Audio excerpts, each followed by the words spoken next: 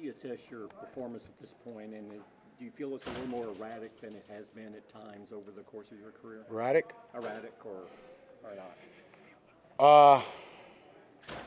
It's a good question. I can't necessarily say that. Obviously, just as you said, it's 5 games in for me. It's some things are just getting on the same page, making sure guys understand, and they do.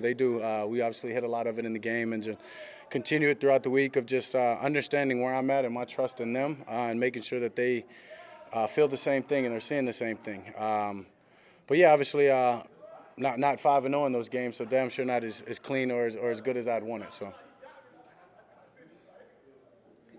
How is your timing, you think, now that are you back into the rhythm of what a season feels like? Yeah, I definitely think so. I mean, obviously, I took those 5 weeks that I was out and didn't just sit there, but made sure that I got myself healthy and did as much as I could to get myself back. So yeah, I mean, I think the timing's there. It's only going to improve with the guys. Dak, every game is a big game, but obviously this game is against a team here that has only lost 1 game and could potentially start to divide where people end up in the standings. How do you see this? Yeah, that's exactly right. This is a playoff game. I mean, you got a team that's, 1 loss, right? Yeah, and then us coming off of one.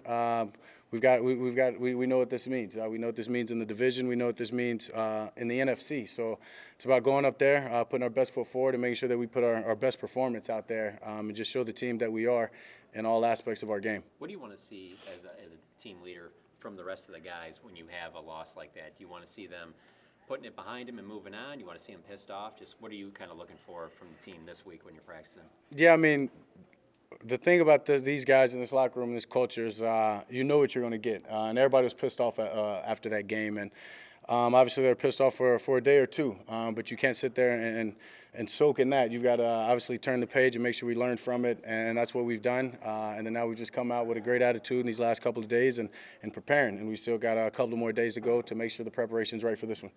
With the issues you've had a couple times with CD on choice route, option route, whatever that is, how do you fix that, or do you just eliminate it from the game plan? Or?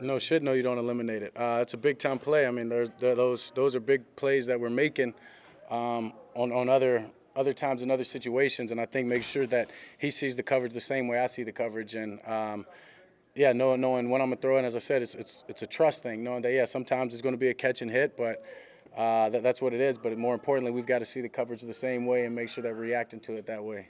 That might have been one of his best games since he's been here. Say again? That might have been one of the best games CD's ever had since he's been here. How important is it now to kind of let's follow up on that to get him going? Yeah, it's huge. I mean, he's a huge playmaker for us, and we know what his capabilities are. And so when he goes out there and has a 10-plus catch game, 150 yards, couple of touchdowns, you want to build on that. Not only that, understanding that the defenses may show him some more attention, and he has to know that that's where his assists come. And so no matter if he's getting the ball or not, he's going to be dialed in and knows his impact to this offense and to the game. How important was that to go back to him in overtime the way that you did on that similar concept, not just to say I believe in you, but also to hit on that for your guys' just dynamic?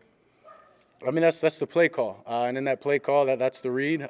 Make the read. He goes and makes the throw. I mean, makes the catch. And as I said, it's just about seeing the defense the right way. I mean, even that one right there, you could pick hairs and saying, if you did something else, I could have understand why on the defense. But we saw the play the exact same way, and when you do, that's the result of it. Big gains like that. Dak, how do you do these next 10 days when you've got 2 games here? I'm taking it one day at a time, honestly. I think that's you guys know that's the way that I've always been, and that's who I am. So right now it's about making sure Thursday's the best Thursday that we have and getting prepared for the Vikings. And then after that, we know we've got a quick turnaround ahead of us, but we can't look forward because this one is a big game and important for us. So got to take it day by day. When your game hasn't been where you want it in the past, what have you learned about troubleshooting that and getting into that heat check mode that you talked about before? Yeah, just communicating with the guys, honestly. And making sure that they, as I said, see things the way that I do, and then when they do, I'm going to let it rip. And I mean, honestly, those 2 interceptions were, I can't necessarily say heat checks, but I believe in my arm, and I believe in those guys to go make those plays. And as I said, it's just about being on the same page, and that's what we hammered it on the sideline, and we've nailed it, and it's behind us, and we've grown from it. And those looks come up again, I'm going to throw the ball again. I guarantee there's a different result. Do you think cadence or protection recognition? What's the difference of year 3 with Tyler at center, and how do you feel that's going this year? Yeah, it's huge. Obviously, just with experience, there's going to come growth and knowledge, and he's showing that just in how quick he's identifying blitzes or just getting us on the same page and getting it rocking. And the communication is very, very, very clear, not just with him but with the rest of the guys. And obviously it's going to be tested, or it was tested when you go on the road game like we just did, and very much so again this week in a hostile environment in the Dome. Your efficiency on third down this year has been different than it has been in past years. I know we asked you about it after the game. Having looked at this tape more, is there anything you can pinpoint or some things that need to be tightened up on third down to kind of get back to where you've been before? Yeah, I mean, obviously, when you're better on first and second down, as we always say, right, it makes third downs easier. So it's about putting us in better situations there, first and foremost. And then on third down, understanding just the details of the whole play. As I said, whether the ball is meant for you in this coverage or knowing you need an assist or me getting the ball out quicker to help the offensive line, whatever it may be, there's a lot of little details in it that we can all be better at. Do you feel like you need to do more or play better? Like, how do you look at what you need to do? Yeah, I mean, I'm my biggest critic, honestly. So if there's a ball on the ground, I'm gonna feel like I need to get better. Simple as that. And as far as doing more, yeah, I've got to stay within the game plan at the same sense. Yeah, there's certain times that looking back at it, yeah, I'm like, man, maybe I should have extended the play, ran or not necessarily ran, but got out of the pocket and tried to make something happen more than what was there. And so all that's going to definitely come. And just practicing it makes it pay off on Sundays. Do you think the growth between you and Michael and CD specifically has been a bit stunted maybe because of the amount of time you've missed over the last couple of years? Thank you, Zeke. I can't necessarily say that. Obviously, missing 5 games doesn't necessarily help. But those guys, it's about just communicating, and it doesn't always take on the field. It's about just being on the same page, and that's what all these meetings are for, and all the time that we invest in this. And as long as they have the right attitude, which I know they do, it's all going to get where we need it to be. I hate that I have to ask you this with him in earshot, but assuming he comes back and plays this week, obviously Pollard's been very productive as a running back and the primary running back.